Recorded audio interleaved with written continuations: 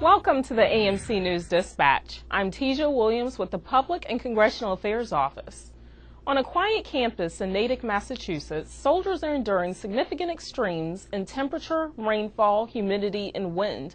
The soldiers, who are human research volunteers, test everything that is worn, carried, or consumed by warfighters. Human research volunteers are soldiers that we recruit from AIT. They're just about ready to graduate their training, their MOS training, that come to Natick to serve as volunteers on research studies that we're doing at the U.S. Army Research Institute of Environmental Medicine or within the Natick Soldier Center. They're here for 90 days in a TDY status with the possibility of extending for another 89 days for a total 179-day TDY. And we actually have a few permanent party slots, so it's possible for soldiers to be here for up to about 2+ years.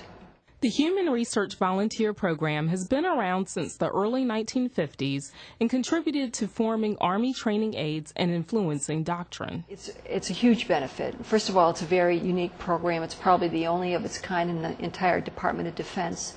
And the benefit is that we have a group of soldiers here that are willing and able to participate in research studies that basically screen the good stuff and the bad stuff before it gets to the military. Volunteers average around age 24 and participate in various studies including sleep, nutrition, altitude, and equipment studies. The volunteers may participate in as many as 5 to 10 studies from one day to as long as every day for a month. It'll be 120 in here. We'll be walking the first couple weeks with no body armor and no in the APFT uniform. And then we'll go to BDUs, and then we'll start testing in the heat with body armor.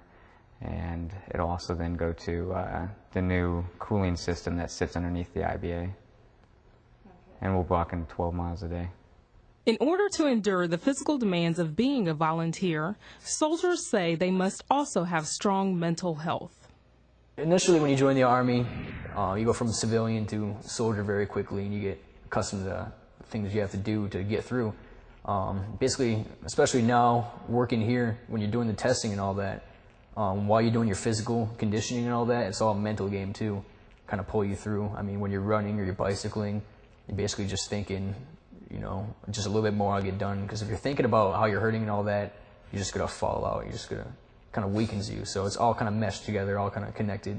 Though mentally and physically challenging, young soldiers often take advantage of the unique experience. It's just great to be on, you know, being able to test some of the cutting edge stuff. And, you know, hopefully 20 years from now I'll have kids that join the Army and, you know, are using stuff that I got to see prototypes of and have them actually work in the capacity that the military expects them to work in. Thank you for watching. Please tune in next week for another edition of AMC News Dispatch.